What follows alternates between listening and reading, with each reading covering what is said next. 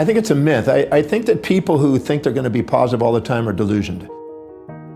I did a research project many years ago where I took the 300 best-selling books on positive thinking. I went through each of those books, one page at a time, identified the most positive words in the positive language that I could find in there. I then put that into a book and divided it into 365 days, so there were 5 to 6 positive affirmations and quotations per day. Every day, for 2 years, 24 months I did this. At the end of that 2-year period, I then totaled up all those scores on a +3 to -3 scale. I monitored it.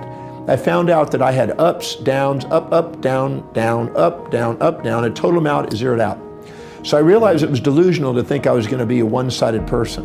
Just like a magnet, it has 2 sides, and you have 2 sides. And the more you set up a fantasy that has only one side, the more you get depressed when it doesn't match your fantasy. So I'm a realistic guy that sets real goals in real time with a balanced orientation, and I accomplish more by doing it than setting up fantasies and then having nightmares. So I'm not a positive thinking guy. I'm a balanced thinking guy. But when people are down, you need the positive thinking.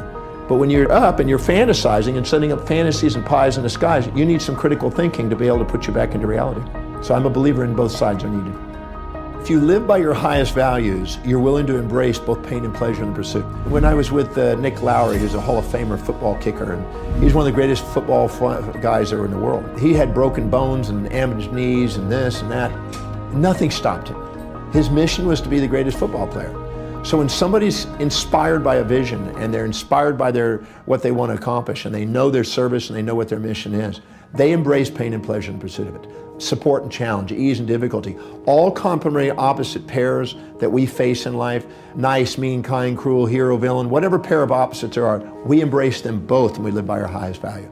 But the second we go down to lower values, we only want one side. And people that want one side end up bipolar.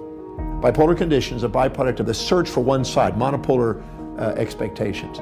As long as you're looking for a one-sided world, always positive, always sweet, always positive, always kind, always nice, always sweet, that's delusional.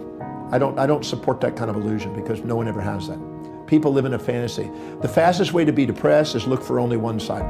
The fastest way to fail is to look for only one side. Embrace both sides of life and you'll be prepared for the real challenges that you face to do incredible things in the world. The people that do the most extraordinary things embrace both sides.